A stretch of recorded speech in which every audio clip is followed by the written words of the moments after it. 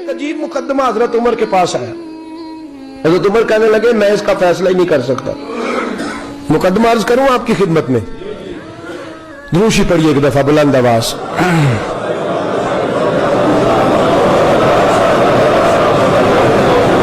حضرت عمر فاروق رضی اللہ تعالیٰ عنہ کا زمانہ ہے تو کیس آیا. ایک شخص نے 4 ایکڑ زمین بیچی, دوسرے نے خریدی. جس نے بیچی وہ کسان نہیں تھا, کوئی اور کام کرتا تھا. اس نے کہا میرے پاس فارغ ہے, میں تو کاشتکاری نہیں کرتا, تو ایک کسان نے خرید لی. توجہ ہے میری بات پر؟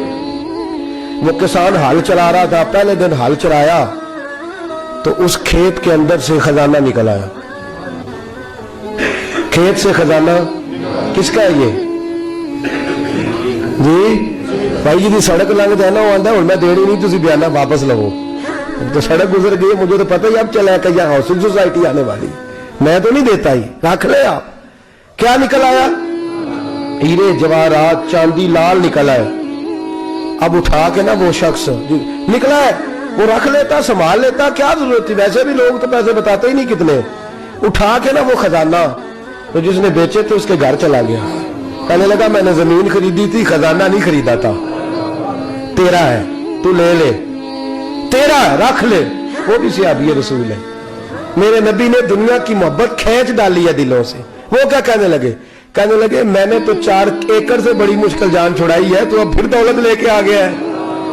اس نے کہا یہ تیرا ہے, تو ہی رکھ, میں نے زمین بیچی تھی تو جو اس کے اندر تھا وہ سارا ہی تیرا ہے, بیچ ڈالا تھا. کہنے لگا نا میں نے زمین خریدی ہے, خزانہ نہیں خریدا. وہ کہنے لگا لا بھائی میں نے تو ہر شے بیچ دی ہے, اس میں سے پھل اگے پھول نکلے وہ سارے. جاگ رہے آپ لوگ؟ آنکھوں ہے ہی کام جاگرنے والا ہے, یہ ہوتا ہی نہیں. یہ عجیب معاملہ ہے نا جی. یہ فرشتے ہیں جو دنیا میں بستے تھے, یہ انسان تھے جن کو فرشتے بھی دروازے کھول کے دیکھتے تھے یہ کیسے انسان ہے.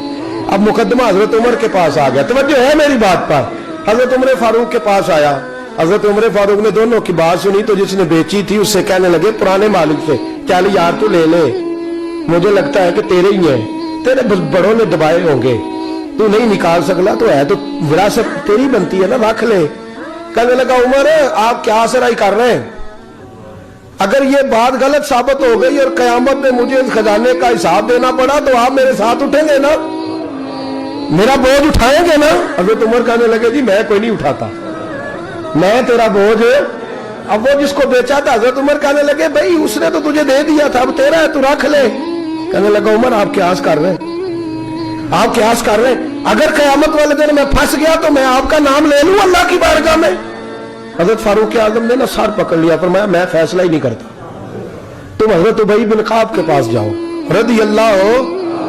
حضرت ابی بن کعب کے پاس آئے اور آ کے ان دونوں نے کہا حضرت جی ہمارا ایک کیس الجھ گیا ہے. فرمایا وہ کیا؟ صحابہ وہ صحابہ تھے جن کی ہر صبح عید ہوتی تھی, خدا کا قرب حاصل تھا, نبی کی دید ہوتی تھی.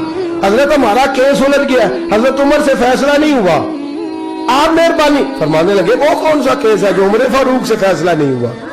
وہ کون سا کیس ہے؟ کہ حضرت جی یہ معاملہ ہے. توجہ ہے میری بات پر؟